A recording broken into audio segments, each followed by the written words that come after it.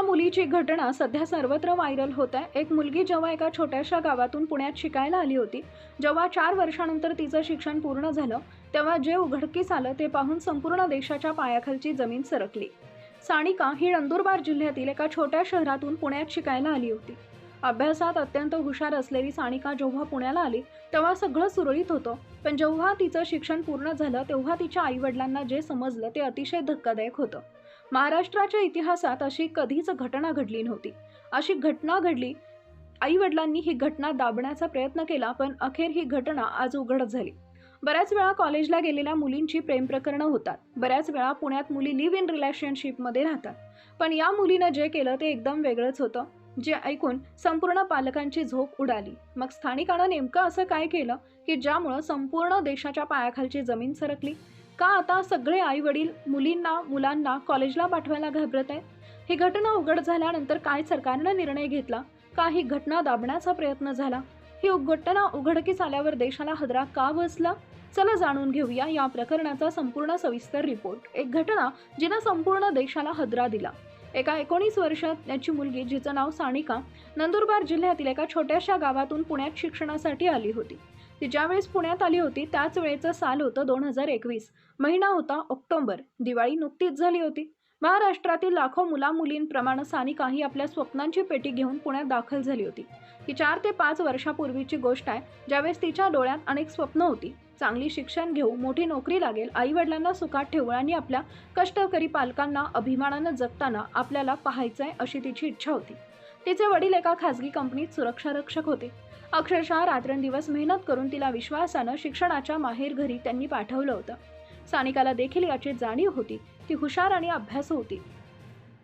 तिच्या परिसरात तिचा खूप गाजावाजा केला गेला होता। तिच्या घरचे म्हणायचे, आमची सानिका आता पुण्याला शिकायला गेली आहे, ती मोठी अधिकारी होणार, हा विश्वास, हीच अपेक्षा तिचं सगळ्यात मोठं बळ होतं। सुरुवातीला ती जेव्हा पुण्यात आली तेव्हा पुण्यातल्या गाड्या, गजबजलेले रस्ते, मोठे आणि चकचकीत दुकाने, हॉटेलचं परिसर हे सगळं पाहून तिला सुरुवातीला भीती वाटायची। पण जसे 6-7 महिने झाले, म्हणजे सन 2022 जेव्हा सुरू झालं, तेव्हा सानिका पुण्यामध्ये रुळली। खरं तर एका वर्षात तिच्यात फारसा बदल झाला नव्हता, पण आता तिचं जे प्रकरण, शिक्षण पूर्ण झालं, उघडकीस येणार होतं, त्याची कल्पना खरं त्यावेळेस कोणालाच नव्हती।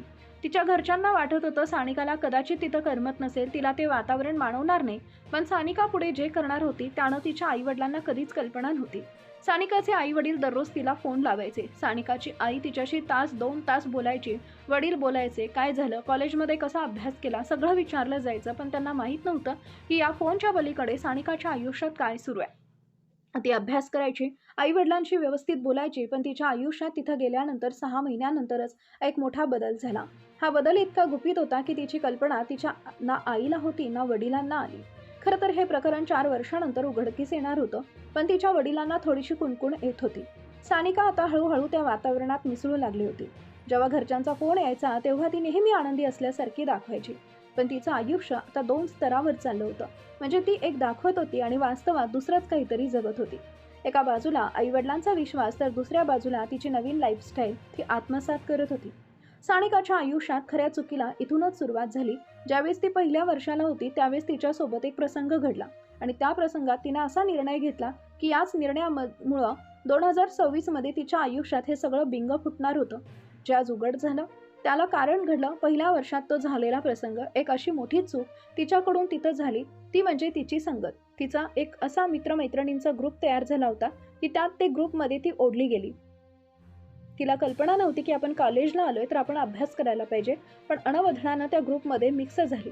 त्या ग्रुपमध्ये तिच्या आयुष्यात असं वादळ येणार होतं, त्याची कल्पना तिला नव्हती। कसंबसं पहिलं वर्ष पूर्ण झालं, अखेर ती त्या ग्रुपमध्ये इतकी मिक्स झाली होती की असं काहीतरी ती करणार होती की कोणालाच काही कल्पना नव्हती, पण अखेर सगळं 4 वर्षांनी उघड होणार होतं। खरं तर हा प्रकरणाचा पहिला अध्याय होता। अजून पुढचे 3 अध्याय उघडणं बाकी होतं। 1 वर्ष पूर्ण झालं तिच्या कॉलेजला, या घटनेचा दुसरा अध्याय खरा सुरू झाला। दुसऱ्या या घटनेचा अध्याय इतका भयंकर होता की ज्यामध्ये ती अभ्यासात मागे पडू लागली। अभ्यासात याचं कारण होतं तिच्या घरच्यांना रिझल्ट गेले होते। रिझल्ट पत्र पोस्टाद्वारे गेले होते। आई वडिलांना विचारायची, ती म्हणायची मला अभ्यास खूप जड जातोय। वडिलांनी ठरवलं की नाही बाळा, तू अभ्यास कर, जास्त लक्ष दे, तुझं नक्की चांगलं होईल। त्यांना काय माहीत होतं की ही मुलगी नेमकं काय करू शकते. अखेर कॉलेजमध्ये अभ्यासात ती मागे पडली. 1 वर्ष वाया गेलं. ती नापास झाली. आता हा जो धक्का आहे तिनं तिच्या घरच्यांना सांगितला नाही, पण तिच्यासाठी हा खूप मोठा धक्का होता. तिला माहिती होतं की जर ही गोष्ट घरी कळाली तर आई-वडिलांचा आपल्यावरचा विश्वास उडेल. ज्या कुटुंबानं, ज्या परिसरात आपलं नावलौकिक केलं होतं, त्यांना हे अपयश कसं सांगायचं, म्हणून तिने एक वेगळाच निर्णय घेतला. तो म्हणजे सत्य लपवण्याचा, आणि हेच तिच्या आयुष्यातलं दुसरं मोठं वळण ठरलं. तिने एक गोष्ट लपवली, पण तिला माहीत नव्हतं की ती तिच्या आयुष्याच्या घटनेच्या अशा एका घटनेचा पाया रचत होती की ज्यामुळे संपूर्ण देशाला पुढील 3 वर्षात हादरा बसणार होता. अखेर कॉलेजला तिला जाता येत नव्हतं. 1 वर्ष इयर डाऊन लागल्यामुळं तिला पुढच्या वर्षामध्ये ॲडमिशन मिळण्यासाठी 1 वर्ष थांबायचं होतं. मग ती काय करायचं? तर घरी तर जायचं नव्हतं. घरी सांगितलं की मी कॉलेजला शिकते, म्हणून तिनं काय केलं, एका मॉलमध्ये सेल्स गर्लची नोकरी सुरू केली. तिला 14 ते 15,000 रुपये पगार मिळाला. तिचं वाक्चातुर्य चांगलं होतं, त्यामुळे तिला लवकरात लवकर नोकरी मिळाली. आता अखेर ती नोकरी करत होती. कदाचित आता तिला असं वाटेल की ती कुटुंबाला हातभार लावेल, पण नाही.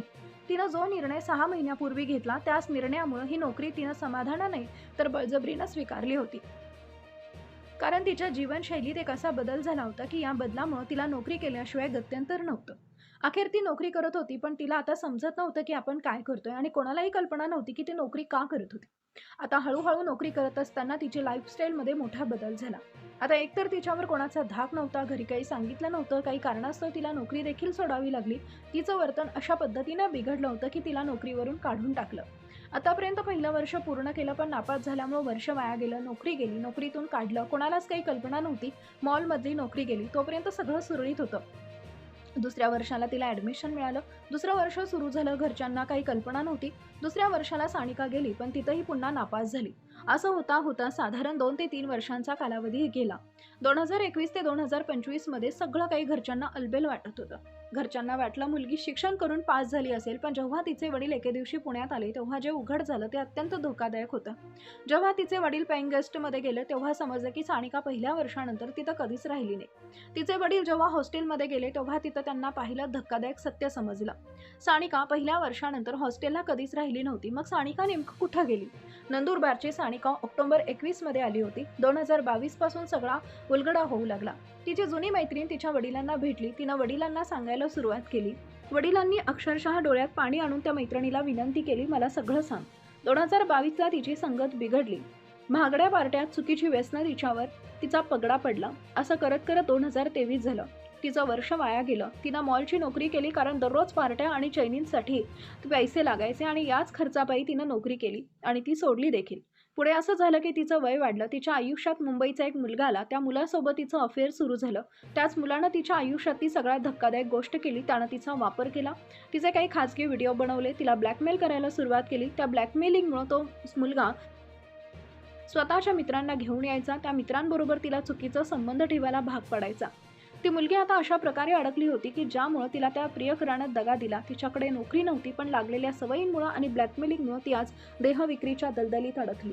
वयाच्या 21व्या वर्षीच ती मुलगी आज पुण्याच्या भागात देहविक्री करताना आढळून आली. ही घटना घडल्यानंतर तिच्या वडिलांना समजल्यानंतर वडील देखील हैराण झाले. हे प्रकरण संपूर्ण महाराष्ट्रात त्या पालकांसाठी एक इशारा आहे. म्हणून हे प्रकरण सुरुवातीला दाबलं होतं, पण नंतर त्या मुलीच्या आईनं निर्णय घेतला आणि हे प्रकरण उघडकीस आणलं. ज्यामुळे आई वडिलांनी देखील आपल्या मुलींकडे लक्ष ठेवायला पाहिजे, असा संदेश या आईनं दिला. आपली मुलं आपल्या नजरेआड काय करतात त्यांच्यावर लक्ष ठेवायला पाहिजे, असंच या घटनेमधून आपल्याला एक इशारा मिळतो. तुम्हाला या घटनेविषयी काय वाटतं, कमेंट करून नक्की कळवा. चॅनलला नवीन असाल तर सबस्क्राईब करा.